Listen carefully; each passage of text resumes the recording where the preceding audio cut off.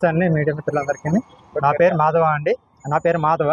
నేను TV mechanic అండి. మాది Andhra Pradesh state electronics and TV mechanic trade union నుంచి వచ్చామండి.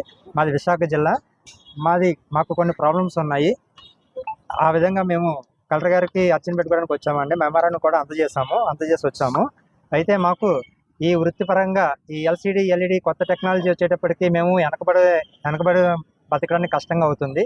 దాని నిమిత్తం మేము కలెక్టర్ గారికి విన్నపం చేసుకోవడానికి ఏమైనా విన్నపం చేసుకున్నామంటే, గవర్నమెంట్ ద్వారా మాకు పరికరాలు అంటే బాండింగ్ మిషన్ అని, లేజర్ మిషన్ అని, మైక్రోస్కోపు, అలాగే షోల్డరింగ్ సంబంధించిన ఐరన్లు, రీషోల్డరింగ్ సంబంధించినవి ఇలాంటివి మాకు అందజేయమని జిల్లా తరపున, అలాగే మాకు సామాజిక భవనము, ఎందుకంటే మాలో కొంతమంది సీనియర్స్ ఉంటే వాళ్ళు ఏదన్నా మాకు అప్డేట్ చెప్పడానికి కూడా ఒక ప్లేస్ లేక చాలా ఇబ్బంది పడుతున్నాము. ఏదన్నా ప్లేస్ చెప్పాలంటే ఒక 20 మంది, ఒక 50 మంది కూర్చొని క్లాస్ ఆలకించాలన్నా సరే ఏ ప్లేస్ లేక చాలా ఇబ్బందిగా ఉంది.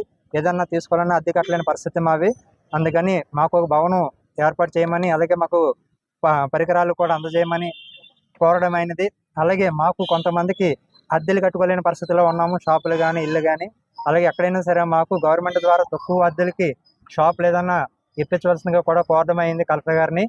అలాగే ఇల్లు లేని వాళ్ళకి కూడా ఏదన్నా సరే చాలా మందికి ఇల్లులు వస్తున్నాయి. అదేవిధంగా ఇల్లులు కూడా కోరడం అయింది. ఇలాగా కొన్ని ప్రత్యేకంగా అడగడం జరిగింది. కలెక్టర్ గారు కూడా స్పందించి మీకు వీలైనంత త్వరగా కంపెనీ వాళ్ళతో మాట్లాడి ట్రైనింగ్ క్లాసులని కానీ, లేదంటే గవర్నమెంట్ ద్వారా మీకు న్యాయబద్ధంగా ఏదైతే వస్తాయో అన్నీ మేము ఏర్పాటు చేస్తామని చెప్పేసి కూడా హామీ ఇచ్చారు. దానికి ప్రత్యేకంగా గవర్నమెంట్ వారికి, అలాగే మన కలెక్టర్ గారికి ప్రత్యేకంగా మీడియా మిత్రులకు కూడా ధన్యవాదాలు తెలియజేసుకుంటున్నాము. Thank you. ధన్యవాదాలు సార్.